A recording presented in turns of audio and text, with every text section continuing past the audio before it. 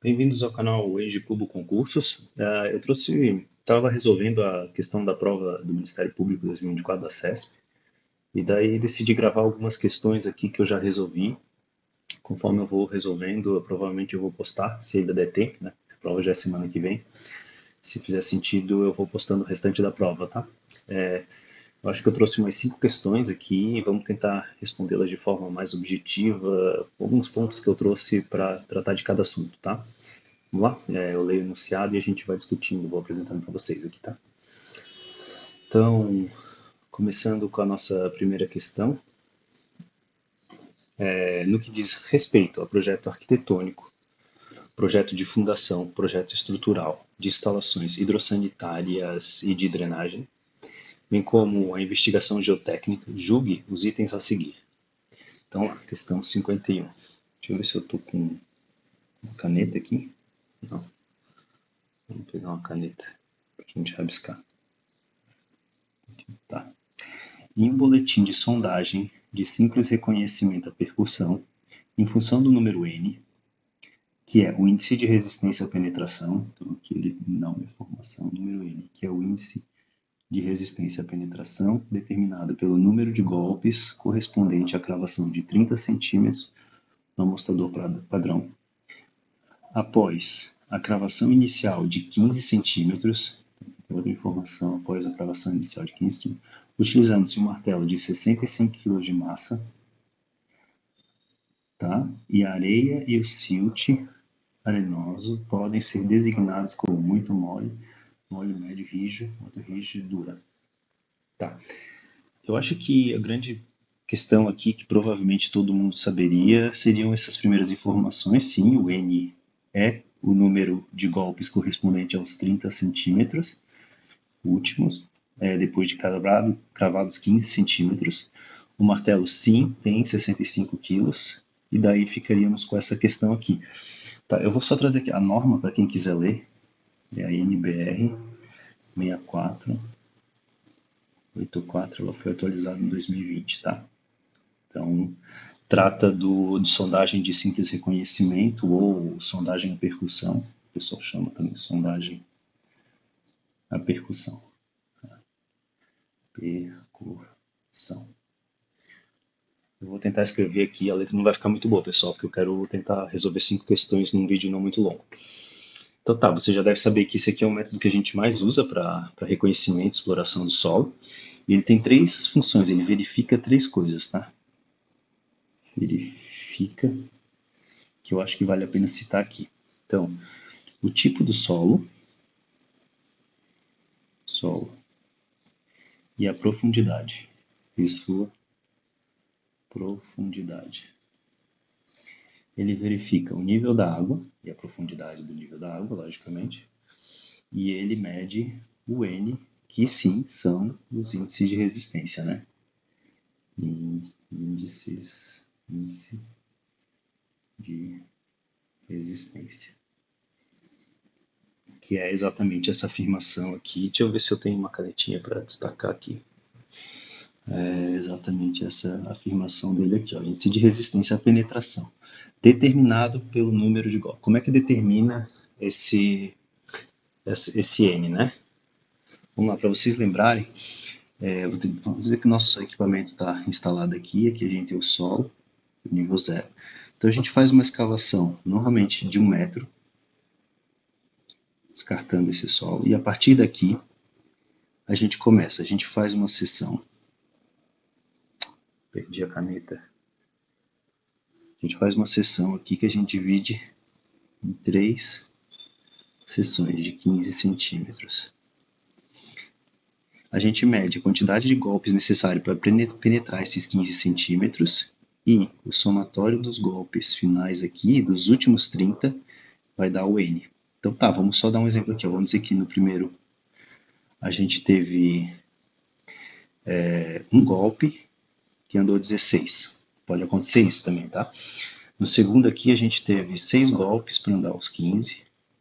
E depois a gente teve 8 golpes para andar os 15. Então a gente soma esses dois aqui. E nosso N vai ser 14 golpes para andar 30. Tá? Então é assim que a gente determina, que é bem o que ele disse aqui, né? Trazemos a canetinha de volta. Determinado pelo número de golpes correspondente à cravação de 30 centímetros do amostrador padrão após cravação inicial de 15. Perfeito. Então tá, e daí a última coisa que eu... Opa, passei batido aqui, né? Desculpa. E a última coisa que eu queria dizer para vocês é sobre a classificação da areia e do silt que ele fala. Deixa eu pegar a caneta de volta.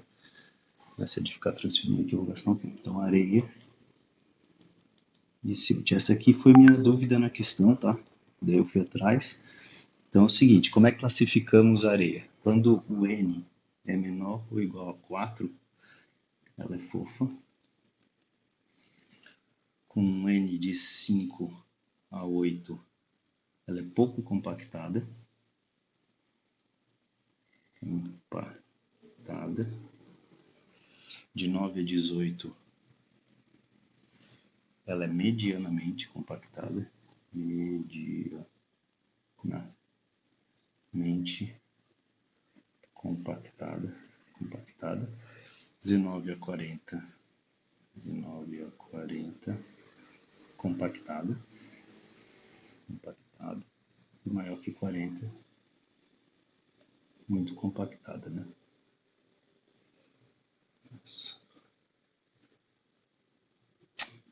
Pessoal, desculpa, tá travando aqui, né?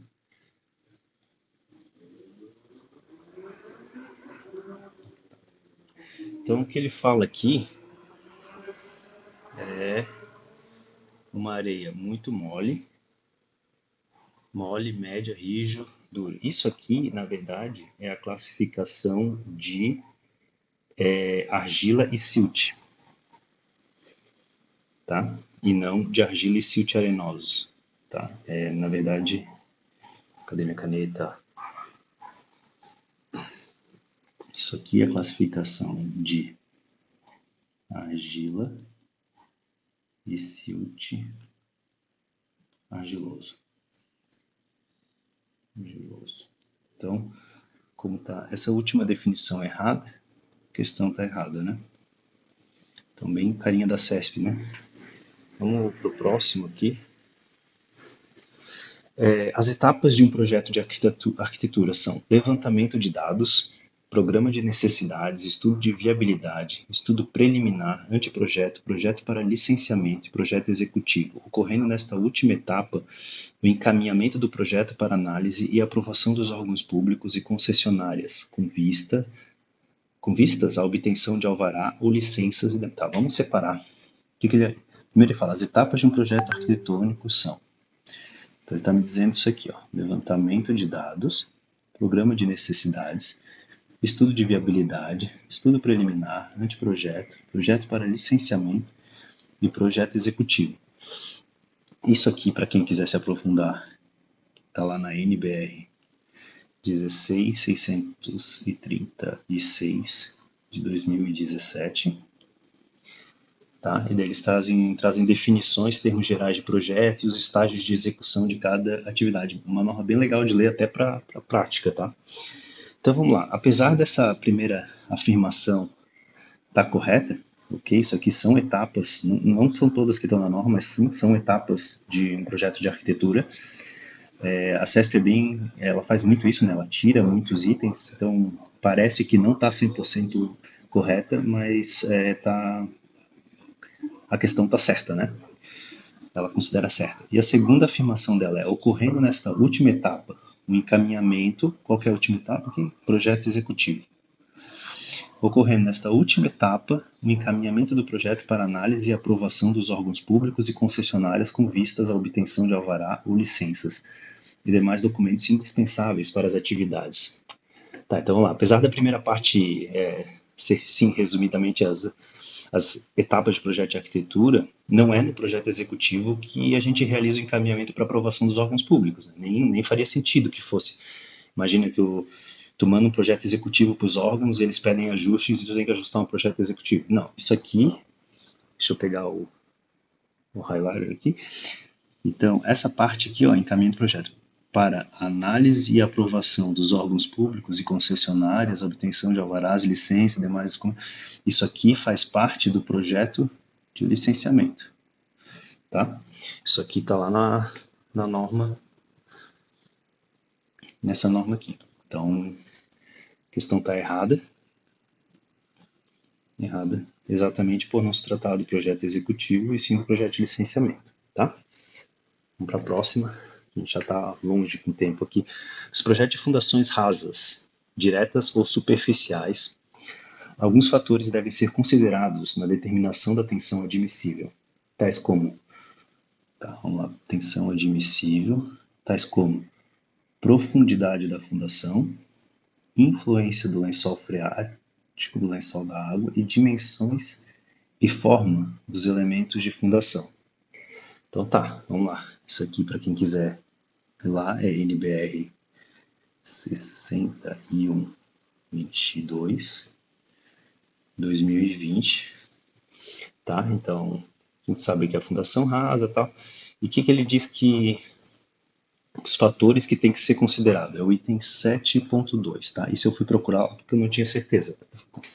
Eu marquei a questão como certa, mas fui verificar. Então, ele fala para ser considerado características geomecânicas do subsolo, características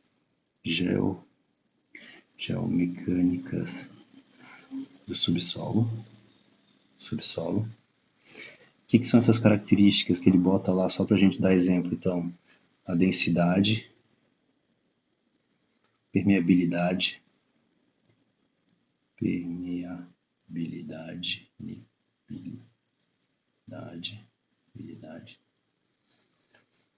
resistência, compressibilidade,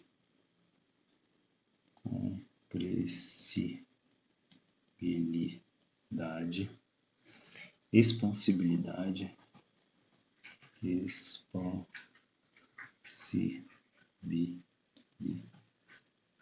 a letra fica péssima, né? E granulometria ainda ele considera. Bom, e são as principais características geomecânicas do solo. Ele marca profundidade da fundação, a dimensão e forma dos elementos,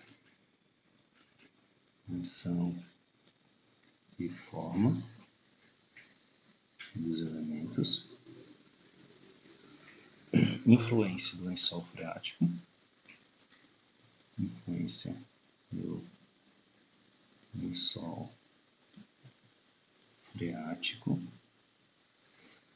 e eventuais alterações do solo, alívio de tensões, características, peculiaridades da obra, sobrecargas, também multiplicação do terreno, estratigrafia do terreno, recalques, tem um monte assim. Eu botei só isso daqui porque isso aqui já responde a nossa questão, né? Então ele fala em profundidade, ok. Ele fala em influência do lençol freático, ok. Dimensões e formas dos elementos da fundação, tá ok. Tudo lá na norminha pra gente, então, questão correta, certo? Correto.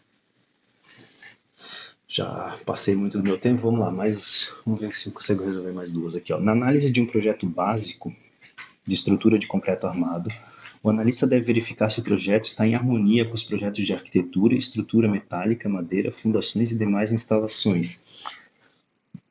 Não há muito o que se discutir no enunciado, né? É uma questão até, inclusive, com um altíssimo nível de acerto, pelo que eu vi. Quase ninguém marcou como errada a questão. E quem marcou, talvez não considerou que todos os projetos hoje em dia tendem a passar por uma compatibilização, né? Como é que a gente compatibiliza atualmente projetos de modo iterativo? Então, todas as disciplinas trabalham de forma uníssona, né?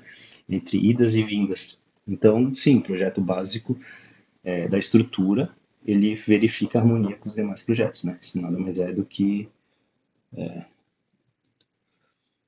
a nossa compatibilização, né? Acho que eu vou responder essa por último para já a gente cortar o vídeo, tá?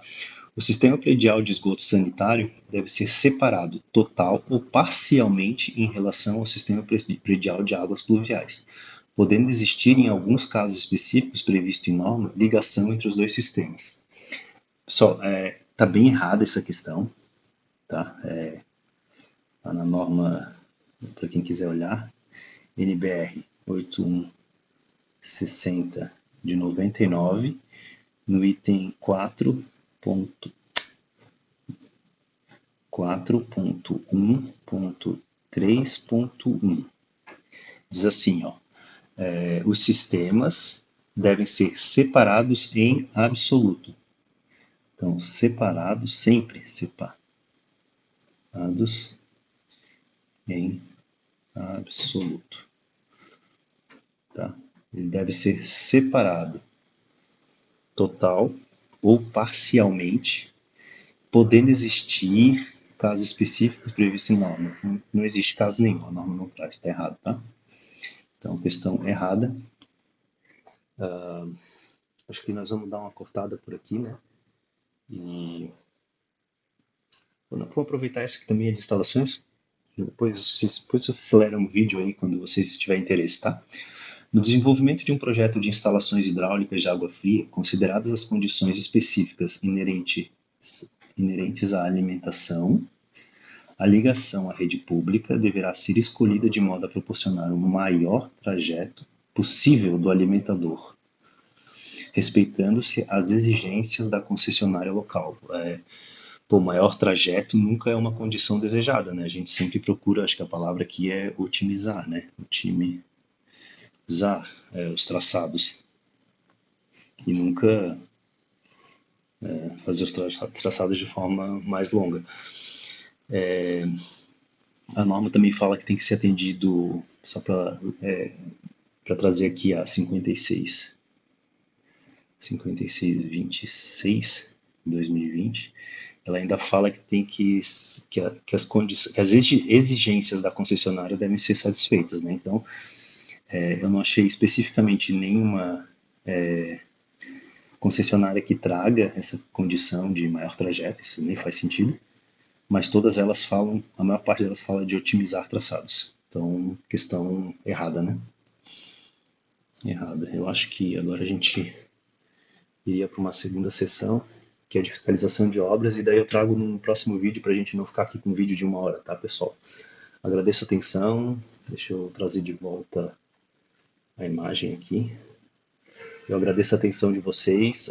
Quem tiver na peça, acelera o vídeo, bota o vídeo em vezes 2, assiste e pausa nas partes que achar interessante. Eu tentei, como eu estava resolvendo, tentei trazer aqui para a gente discutir e relembrar alguns assuntos, tá? Valeu, pessoal. Obrigado pela atenção. Bons estudos.